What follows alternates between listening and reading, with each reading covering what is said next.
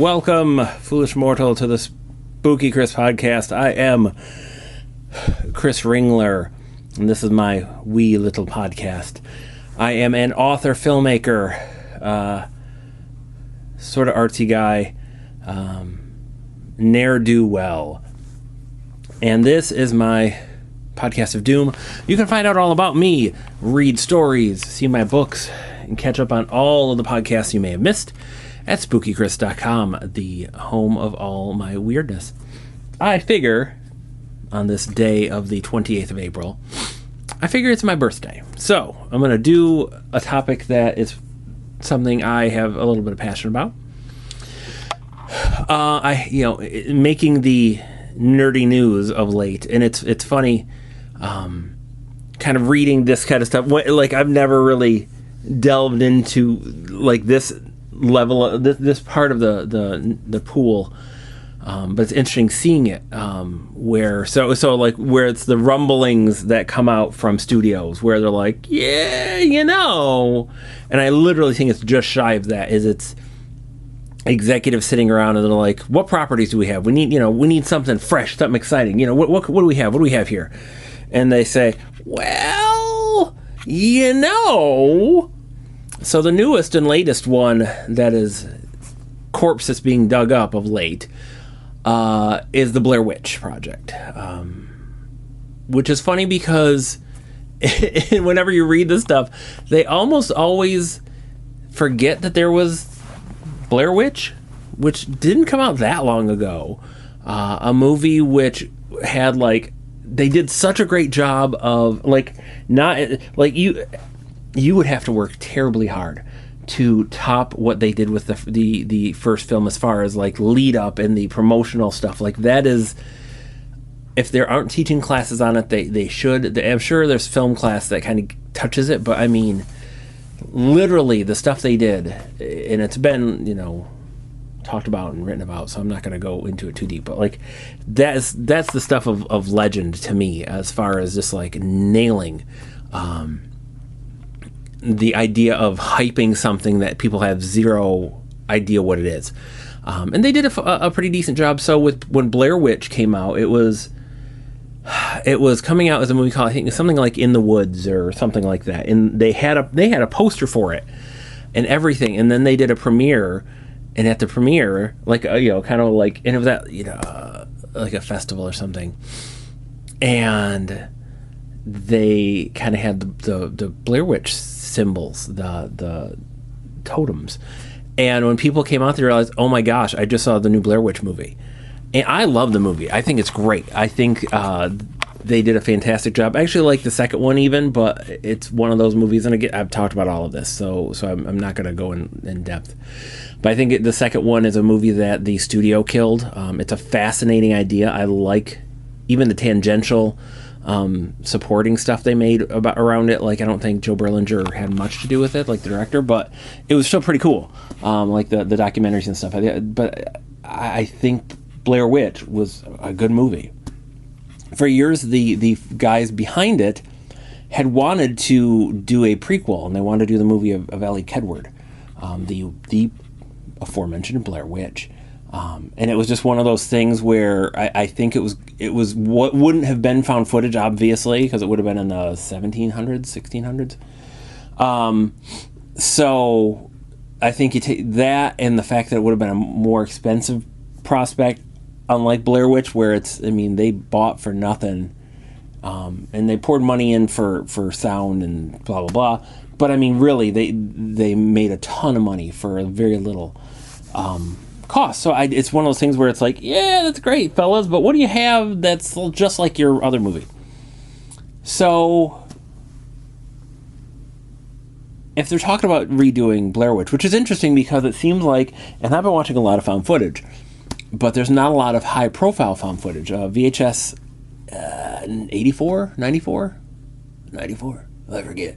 The new VHS movie came out last year, and that was a higher profile one. But there's not a lot of found footage that, these days that you're hearing. So I don't know if they think it's a good time to strike because there's not as much competition, or it's been, it has been since the original, 99, so 20 years, over 20 years now. So maybe they're looking at, so it'd be 2024 maybe.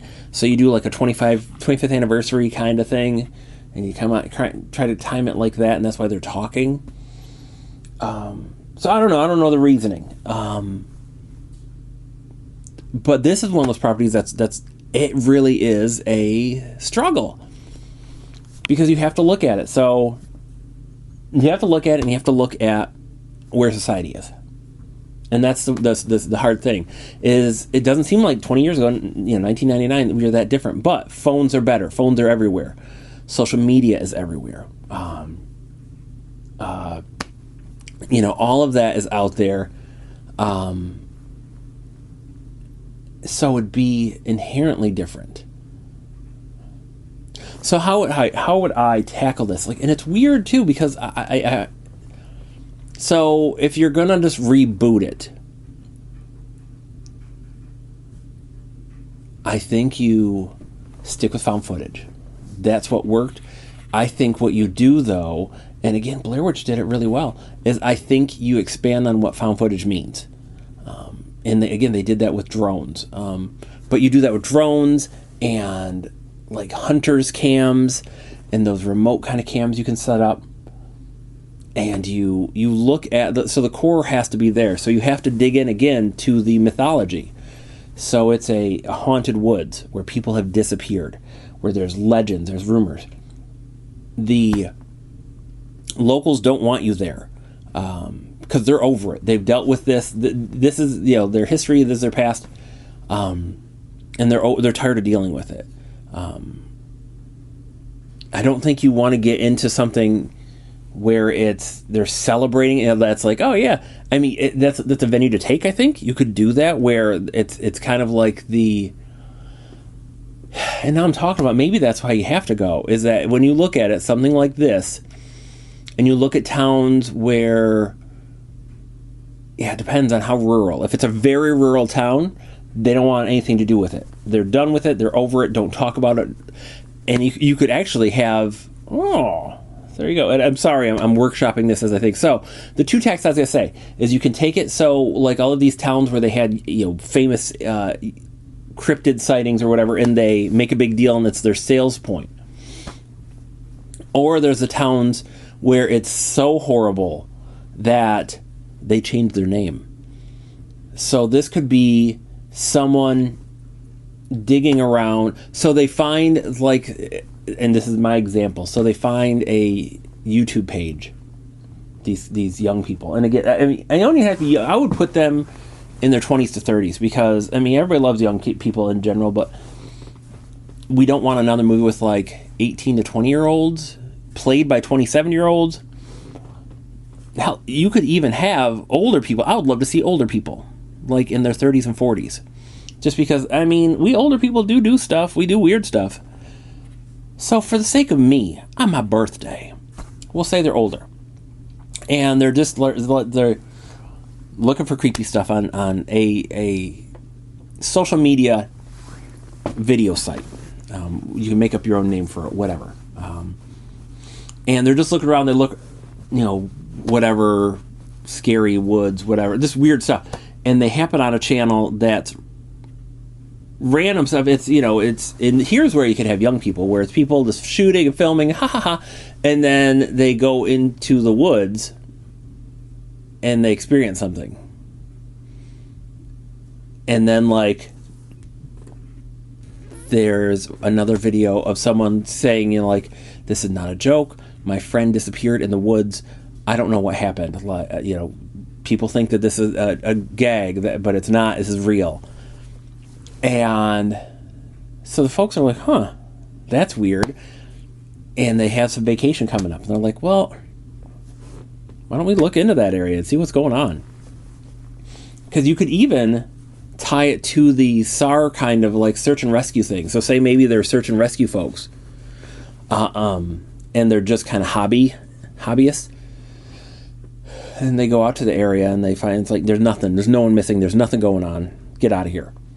And they film everything because they're on vacation, but they're also trying to kind of You could lean into like they're trying to set up their own like search and rescue page, like, hey, we're this is what we do, and we're positive about this, and we want to help people, and blah blah blah. So you can have them as, say, medical professionals or something. So they work in that field in this kind of hobby, and they like spooky stuff.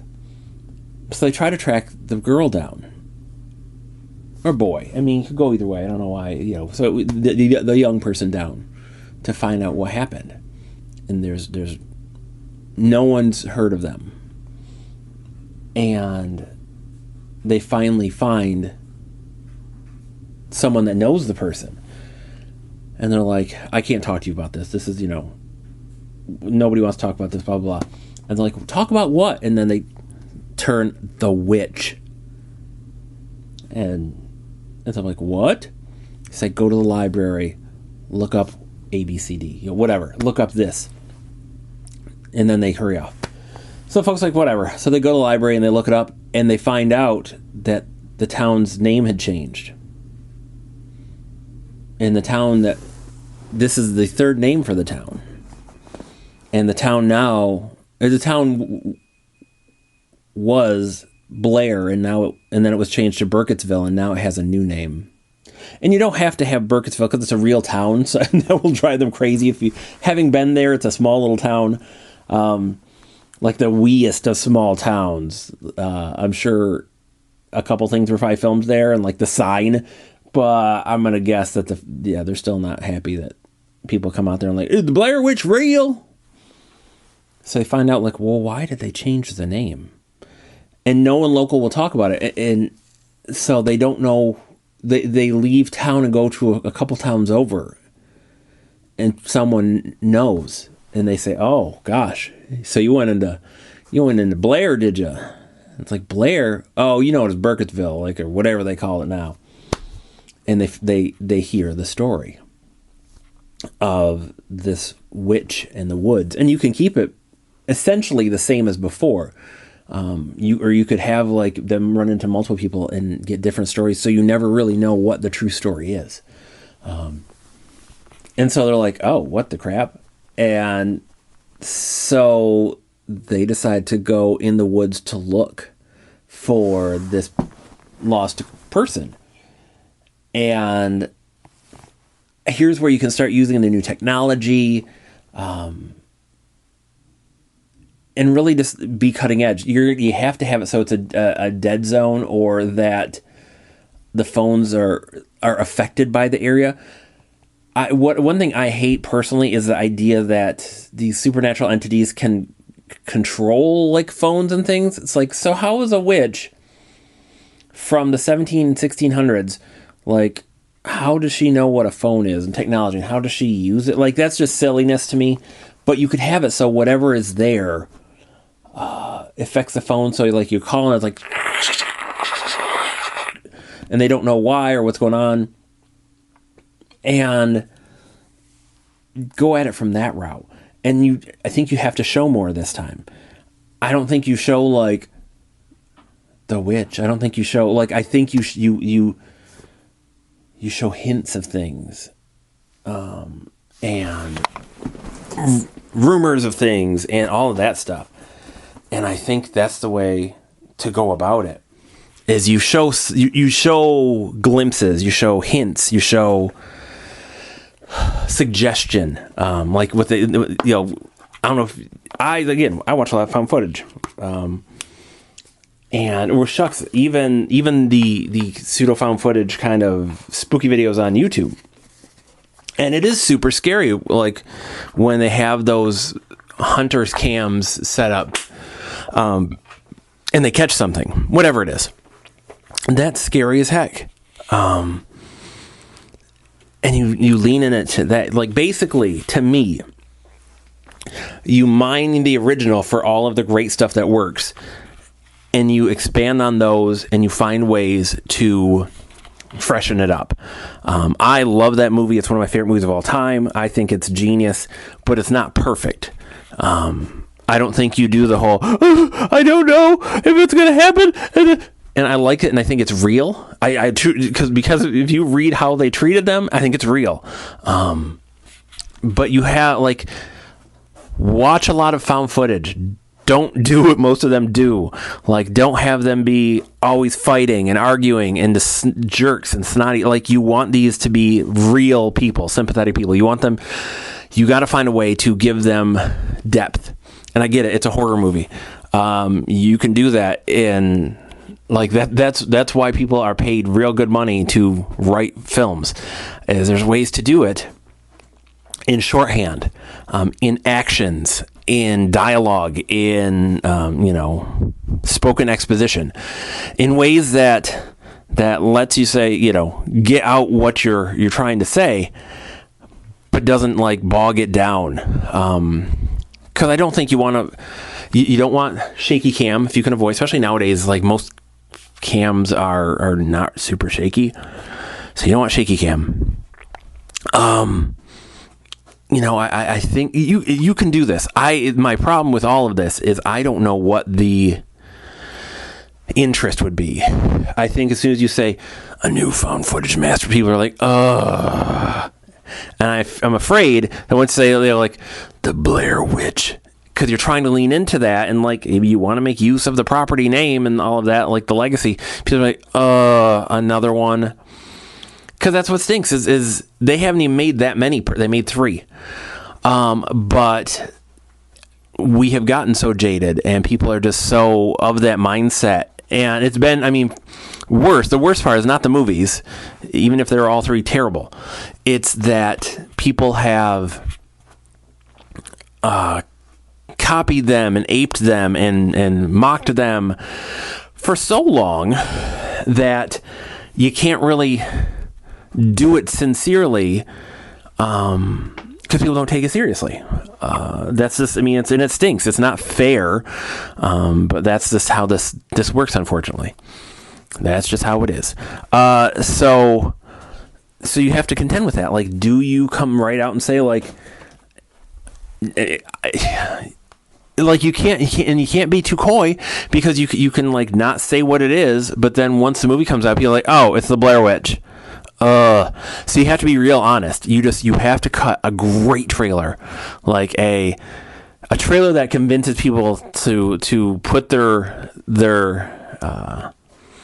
issues aside and this like, you have to support this over time, where you have to again take a page from the original and look at how they did the promo stuff, how they did the lead-in stuff to build this. Like, you build out that original YouTube page, and you just don't name places or geotag it or anything, so people don't know, like, is that real? Like, think of all the TikTok videos, and all of that goes viral because we're not smarter. Like, people get fooled all the time by everything. They had to debunk mermaid videos recently, like in the last couple of days recently, mermaid videos, because people are like, that is a real mermaid. I've seen it. So it's not like people can't be fooled. So you got to start that way. Months out. And you start, planting those seeds, and you build it that way. And you could do it. You can. It would be such an uphill battle. I'd be excited. There would be people that would be excited, but it would such an uphill battle that, like, you've got to make a lean, mean movie and you've got to be real nimble about how you promote it, because you don't want to drop like, oh, he does $40 million in advertising and saturated everything and blah blah blah, and then you can't. You've got to change with the times. You can be, again, nimble. You can use the social media to your benefit and use it in ways that keep costs down. it's one of those things like where I've always been surprised that there's not more filmmakers that want to be the person that takes on Freddy or Jason, or, I mean, you've seen it with Halloween, but people that are like, oh no, I love these movies. I don't think they're as good as they could be. I'm going to do it. I can do this. People that have established themselves. Like, they always kind of like, ugh, I don't want to do a franchise. I don't want to do a sequel. It's a job. This is your job. This is the job you do. So what you'd be saying is like, don't put your nose in the air and like, I am going to make art and I'm going to make my own movies. Because I've seen some of these things. And it's like, give me a break. But what you'd be doing is saying, hey, I'm me. I'm going to make an awesome movie. So sign me up. I don't know. That's just me. That is just me. It would be a challenge that would be interesting. This would be a challenge for someone, for a writer and for a filmmaker. I think you go with up and coming cast who nobody knows. You can do similar things. I mean, it would be hard. You'd have to you could try to get in the contract. Hey, you have to bounce off of social media or whatever for X amount of time and no interviews. But that's tough because these are young actors and whatever, and they have lives. That'd be tough to dictate that and then have, like, hey, you've got to sort of disappear for X amount of time. YOLO, that's tough. And you could negotiate it, like, as far as how that's done. So it's, similar to the original. It's exciting. It's thinking about it's fun. It's one of those things like who knows what person would ever get that job, but that'd be a fun challenge. And again, you're going to have to just go in and understand people are going to hate it just because it exists. I don't think executives care. They care about bottom line and money. That's why if you keep the costs down, you can do it. And I think, to me, you'd want this to be a theatrical movie because that atmosphere raises the fear more than watching it in your house at like 2 p.m. That's me. Who knows? I think executives don't care about that stuff. They're like, oh, can we make it for $1 million? Can we make it with no one? Can we make it no? You're like, sure. Well, we're trending, or we would make $8 million. Oh, that's a great investment then. I think that's what they think about. They don't think about how this should be. I think you should at least reach out to the people who's created this, to those folks, and talk to them and get them in the loop. I don't think they'll be super stoked, but at this point, I think they all are also, they understand the deal, and they probably like to be paid, and they probably like to be just, you talk to them, just do a courtesy.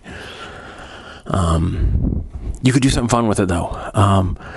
And if it did well, like, you could find a way to link it to the original. If you want to, like, if by some miracle it did really well, you could make a bridge in a second movie. But I don't think you go into it like, this is our new franchise. You can't, because that'll doom you outright. So I think you've got to do a one-off. You've got to do a different ending.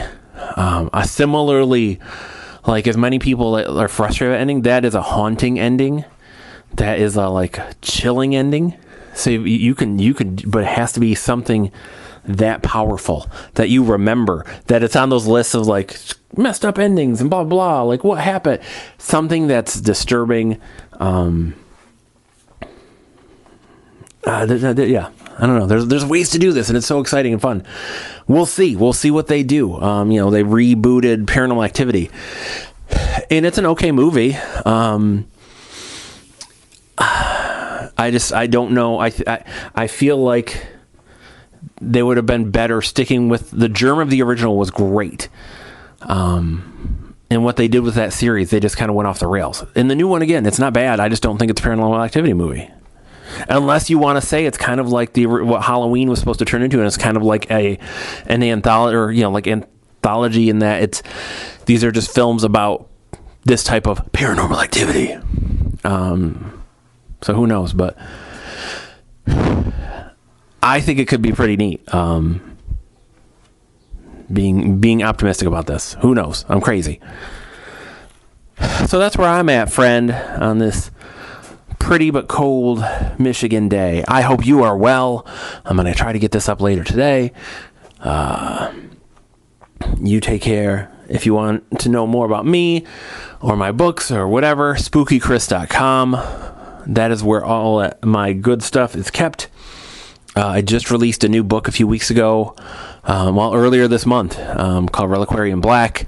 It's pretty cool. I actually wrote another book this month. It's a 2023 book, I think, that I think will be really fun. And I started a new book a couple of weeks ago that I'm slowly working on that has some really fun ideas to it. I just need to kind of get my fire back and dive into it full on. I'm not that deep into it yet. So I'm writing away. SpookyChris.com. This is the Spooky Chris. Have a great day. Stay safe. I will talk to you soon. Bye.